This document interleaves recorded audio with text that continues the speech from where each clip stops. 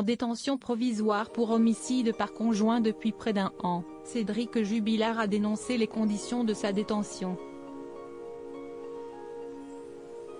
Dans un discours qui n'est pas toujours cohérent, il s'est insurgé contre sa situation auprès du psychiatre venu pour étudier son profil complexe.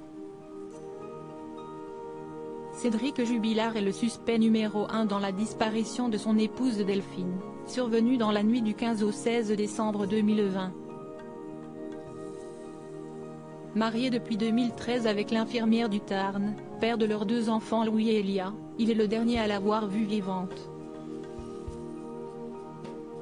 Au mois de juin 2021, il a été mis en détention provisoire pour homicide par conjoint au sein de la maison d'arrêt de Toulouse, la justice estimant avoir suffisamment d'éléments à sa charge.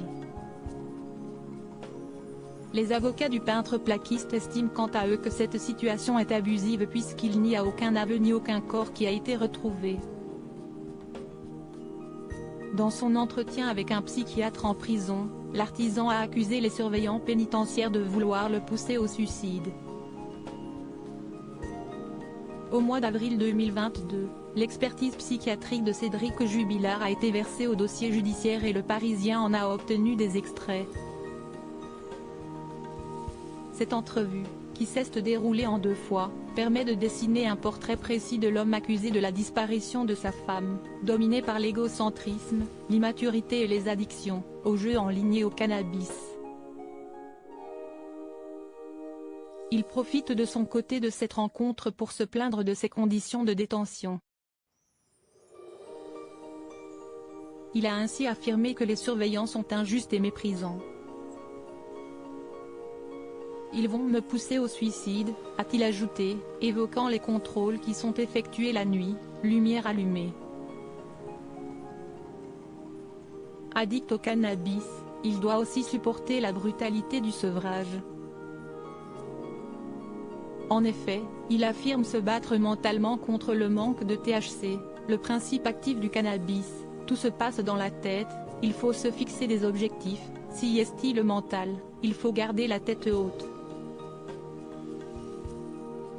Durant son 2e entretien qui a eu lieu quelques mois après le premier, Cédric Jubilard a de nouveau poussé un cri d'alerte concernant sa situation en prison en ciblant notamment le fait d'être dans le quartier d'isolement.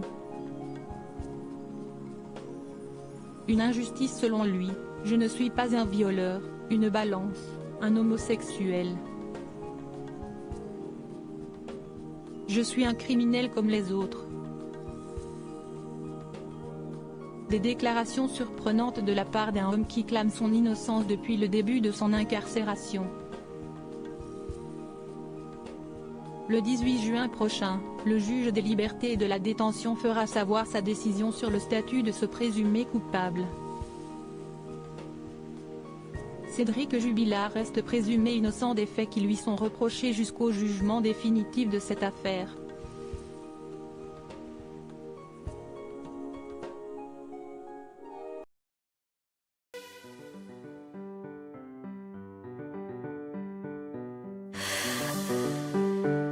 The man I love just had